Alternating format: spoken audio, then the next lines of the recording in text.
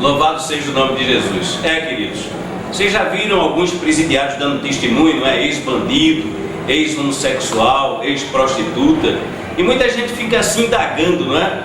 E um ex-padre, eu nunca tive assim o prazer de ver o testemunho de um ex-padre. E hoje nós estamos aqui com o pastor Bernardo Espíndola, pastor presidente da primeira igreja batista ali no Parque dos Coqueiros, em Natal. Então nós temos esse prazer de estarmos com ele. Nós fomos ali no seminário teológico da Igreja Batista, pudemos chegar ali, fomos bem recepcionados por ele, e nós estamos trazendo aqui, não é, o pastor Bernardo Espíndola, um ex-sacerdote católico, para que assim ele testifique da grandeza de Deus na sua vida, contando como foi o seu encontro com Jesus. Pastor Bernardo. Boa tarde, queridos. Que a graça e a paz do Senhor Jesus esteja com todos vocês. Deus age assim, Deus é assim, porque o seu poder é infinito para todos nós, é infinito para o ser humano. Não importa a condição que ele esteja, não importa onde ele esteja, mas Deus, na sua infinita misericórdia, ele vai aonde o homem está, não importando a condição dele, e arranca ele da onde ele está, para que ele se torne uma pessoa útil, para que ele se torne uma pessoa produtiva, para que ele se torne uma pessoa espiritual, para o uso do céu, para o uso do Senhor, para a transformação de alma. Foi assim que aconteceu comigo. E a palavra de Deus em Isaías 43:11 diz: o Senhor diz assim: eu sou o Senhor, e fora de mim não há Salvador. Isso é uma promessa para aqueles que não creem, para aqueles que não acreditam. O Senhor Jesus se faz assim para que o homem possa reconhecer que Ele é o Senhor, que Ele é o Salvador, e que Ele pode transformar o homem por dentro e por fora. Às vezes nós pensamos no decorrer da nossa vida que estamos certos no que fazemos, que estamos certos no que seguimos, que estamos certos naquela formação que escolhemos, que estamos certos naquele emprego que estamos, mas às vezes não é assim para Deus. Ele tem planos infinitos, tem propósitos de transformação, de libertação em coisas muito melhores para cada um de nós. Eu pensava que estava certo.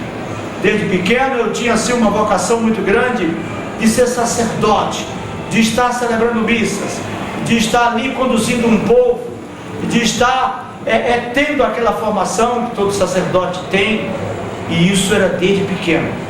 E quando eu tinha 13 anos de idade, eu fui para o seminário católico. Minha família nordestina, eu também sou nordestino, tinha um desejo muito grande que eu fosse um sacerdote católico. Eu morava em Parnaíba, no Piauí, e ali fui para um seminário dos capuchinhos, e fiquei um certo tempo lá, ali estudando, me aprimorando nos estudos, para que um dia eu fosse ordenado sacerdote católico, e assim completasse o desejo do meu coração de me tornar um sacerdote, que era a vocação que estava no meu coração. 17 anos, deixei o seminário e fui embora para Brasília, abandonei o seminário. Mas eu me lembro algo que ficou guardado no meu coração, depois que eu deixei o seminário. Foi quando eu fui limpar uma biblioteca, eu tinha de 13 para 14 anos, e me deparei pela primeira vez com um exemplar da palavra de Deus, a Bíblia Sagrada. Nunca tinha visto uma Bíblia. E ali abri em Êxodo capítulo 20, a partir do versículo 1 até o versículo 6, quando a Bíblia diz: eu sou o Senhor teu Deus, que te tirei da terra do Egito. Não terás outros deuses diante de mim. Não farás para ti imagem de escultura, nem do que está em cima no céu, nem na terra, nem embaixo da terra. Não adorarás, e nem a ela se curvarás. Então, meus irmãos, quando eu li esta palavra, ficou guardado no meu coração. E eu me lembro que naquela dúvida dessa situação, eu fui até um dos meus superiores, e quando cheguei até ele, perguntei: e aqui, Frei Marcelo, como é que fica essa situação, se a Bíblia está dizendo, e como está vivendo a igreja agora? E ele me disse assim: não, isso é coisa dos hereges, é coisa de crente, é coisa daqueles que são contra a nossa igreja, que é contra os padres, que é contra o Papa, que é contra Maria, e que é contra as imagens. Mas eu disse a ele: não, mas o povo está se curvando, o povo está adorando, em vez de adorar a Deus que é o dono da vida. Disse, mas nós não mandamos o povo fazer isso. Bom, aquilo ficou gravado na minha mente, e depois, com 20 e poucos anos, eu voltei para o seminário em Brasília, já morando em Brasília, porque eu queria ser padre um dia. E ali nos meus estudos, meus amados, meus queridos, eu comecei a fazer algumas indagações. E uma dessas indagações era a questão da adoração. Nós adoramos um Deus vivo ou adoramos deuses? Essa era a minha pergunta. Mas por que não ir a Deus diretamente, em vez de ir a deuses, a coisas feitas por mão de homens, como algo que vinha facilitar a adoração?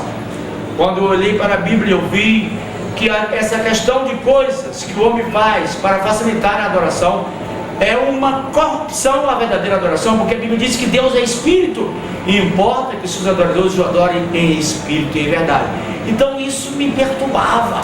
Por que não adorar diretamente a Deus? Por que não ir diretamente a Deus em vez de ir a Maria, em vez de ir por imagens ou outras coisas? Uma outra coisa que me perturbava também era a questão do perdão dos pecados. Depois de ordenado padre, eu me lembro que eu fazia a confissão auricular, aquela confissão de pé de ouvido, dava a absolvição, isso na sexta-feira. Quando dava no sábado, a pessoa voltava e dizia, padre, fiz a mesma coisa, não aguentei. Então eu me perguntava, que perdão é este? Que não leva a pessoa a uma vida de transformação, a uma vida de libertação, a uma vida de santificação, a uma vida de arrependimento, a uma vida com Deus. Isso eu indagava constantemente. Uma outra coisa também que me perturbava era a questão da salvação. Será que eu estou salvo? Será que eu tenho a salvação? Isso me perturbava também. Do jeito que eu estou levando a minha vida, será que eu estou certo? Será que eu estou correto? Isso me perturbava também. Mas aí, quando eu fui para a Bíblia, eu vi que a salvação está em Jesus Cristo, que é o único mediador entre Deus e os homens, e não há outro salvador. A Bíblia nos fala assim. E aí, meus queridos, eu pude compreender que o homem só pode ter a salvação em Cristo Jesus. Ele não pode ter a salvação nas obras, porque a Bíblia diz que não é pelas obras para que o homem não se glorie, é pela graça de Deus. Então é pela graça de Deus que o homem pode ser salvo. Aí eu me perguntava, e o tempo de vida que nós temos aqui, qual é a finalidade dessa vida? Quando olhamos para a Bíblia diz que Deus tem propósito para a vida de todo homem. Tem propósito para mim, tem propósito para você, não importa a vida que você está levando, mas Ele tem propósito de vida nova, de vida de transformação, de vida de libertação, de vida eterna com Jesus, que é o Filho enviado que morreu na cruz por mim e por você. Então eu comecei a pensar em todas estas coisas, e aí, meus queridos, eu comecei a ler a Bíblia. Ah, mas o padre não lê a Bíblia? No seminário católico, o estudo da Bíblia é uma visão panorâmica histórica e não uma visão panorâmica espiritual. O padre não tem a finalidade de dar estudo bíblico nas casas, de levar uma pessoa a ler a Bíblia, a viver a Bíblia e a viver uma vida de transformação, porque isso não é a finalidade principal da igreja, não é a questão da salvação. Então isso também me perturbava. Uma outra coisa também que me perturbava, qual é a igreja certa? Qual é a igreja certa? Eu nasci numa religião católica, e sempre ouvi que era a única igreja certa. Mas quando olhamos para a Bíblia, nós podemos ver que a igreja certa é uma igreja de pessoas arrependidas, de pessoas convertidas, de pessoas que têm uma vida nova e que não aceitam a vida do mundo, a vida de transformação, de libertação e, acima de tudo, uma vida de santificação. É isso que realmente. E quando a pessoa tem uma vida assim, ele pode dizer que está agrupado numa igreja que pertence ao Senhor Jesus, porque o fundamento principal é a palavra de Deus. O fundamento principal está aqui, a regra de fé para todo aquele que crê. Então o tempo foi passando, e um dia eu fui desafiado a assumir uma paróquia numa cidade próxima a Brasília, chamada Padre Bernardo, que tinha o mesmo nome que eu.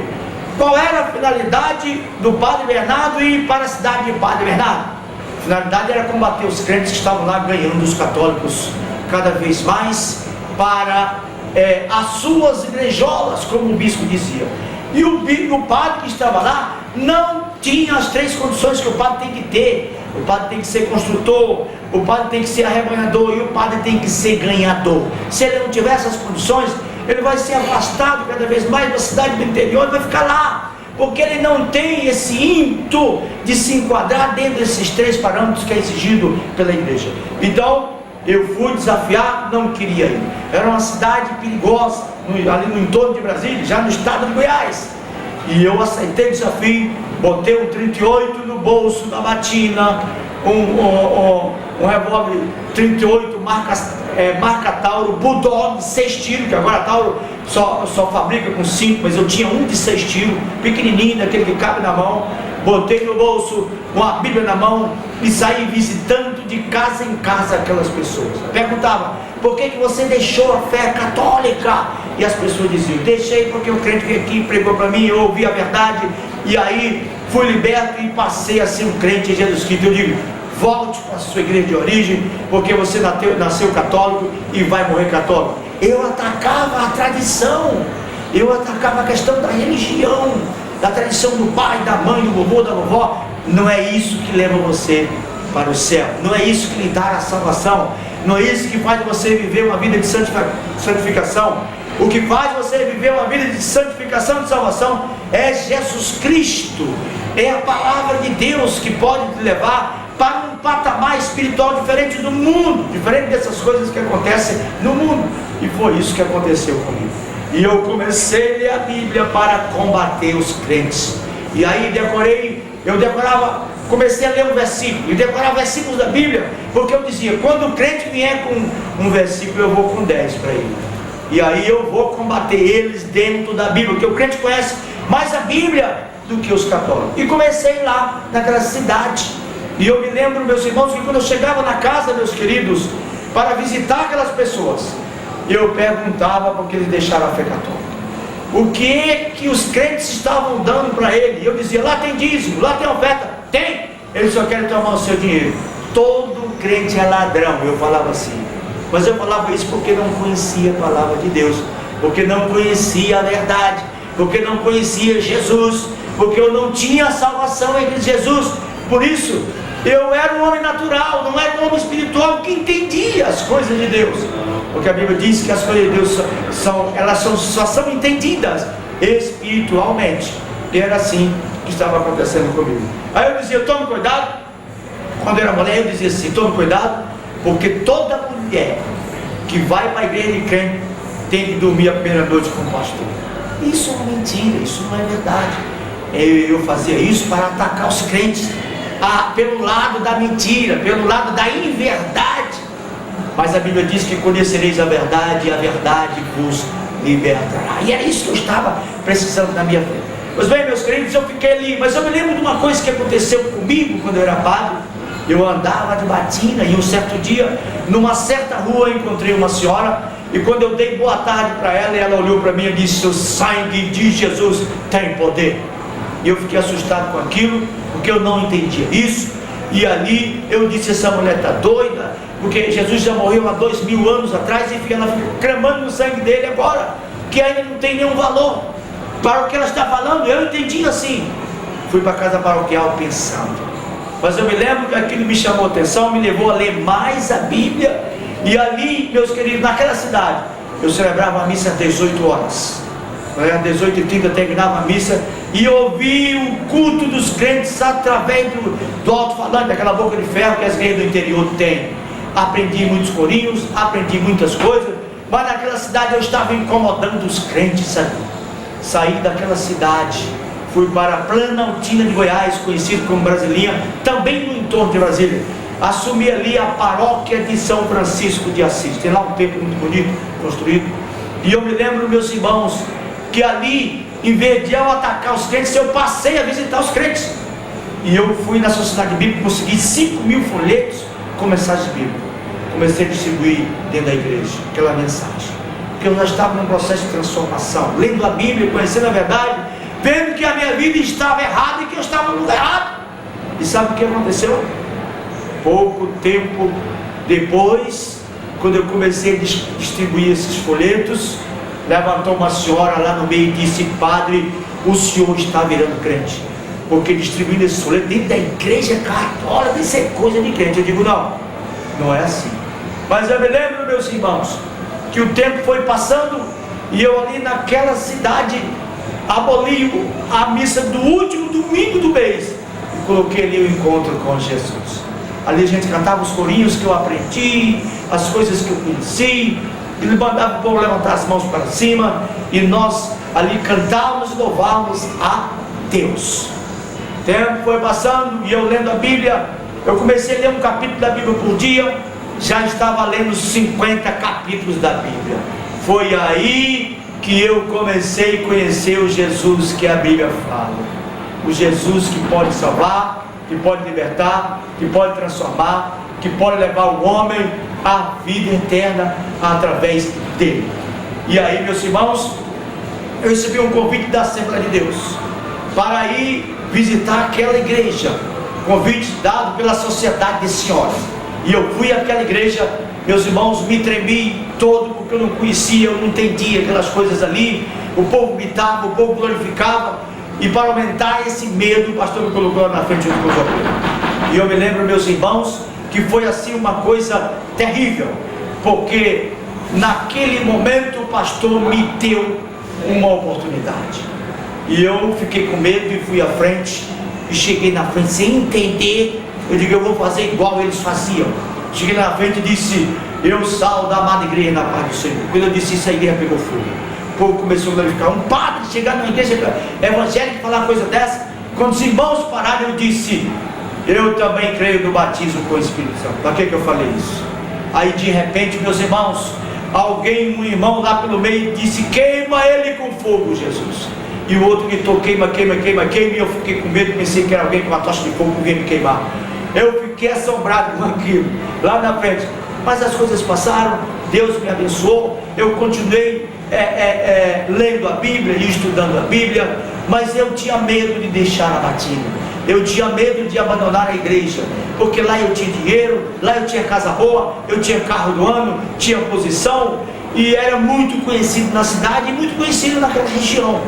Mas sabe o que acontece, irmãos?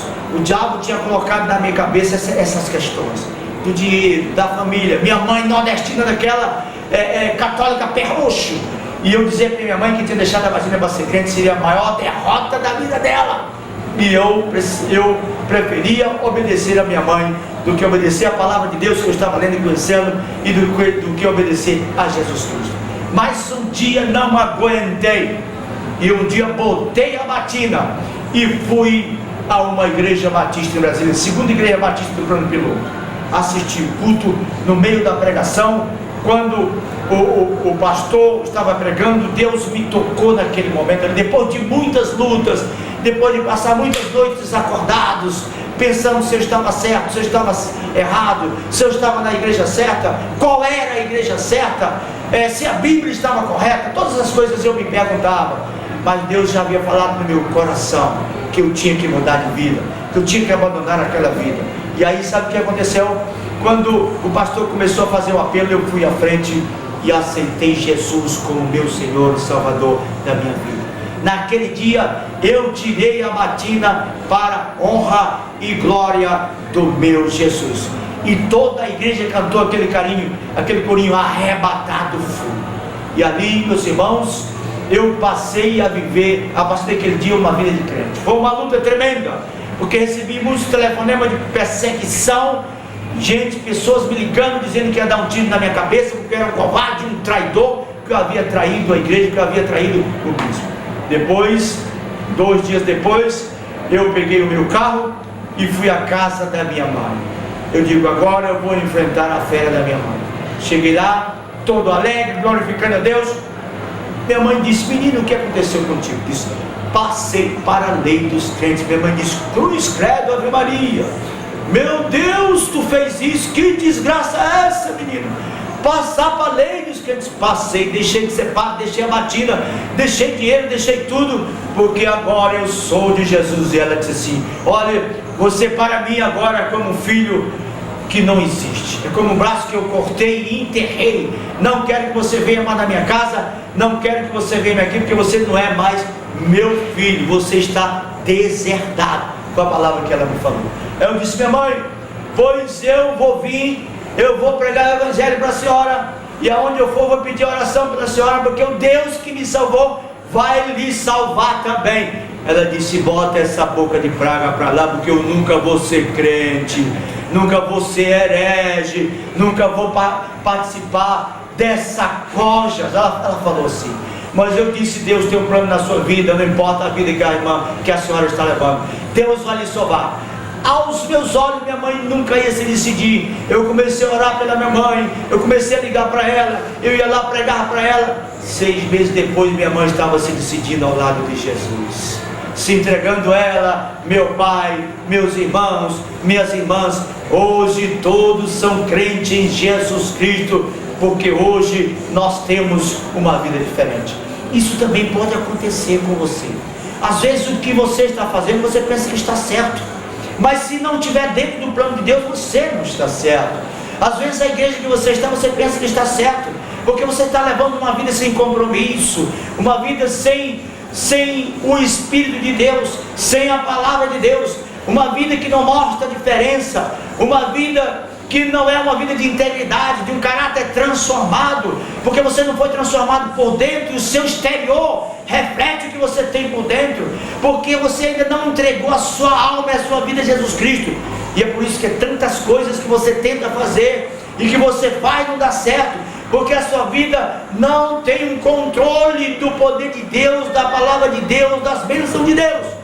É por isso que você precisa mudar, e a mudança só pode acontecer quando acontece 2 coisas na vida dela. Primeiro, o arrependimento. Ele precisa conhecer que está errado, que a vida que ele está levando não é correta. Segundo, ele precisa se converter, deixar de praticar, deixar de andar errado, deixar de fazer as coisas erradas, para a partir desse momento ter uma vida com Deus.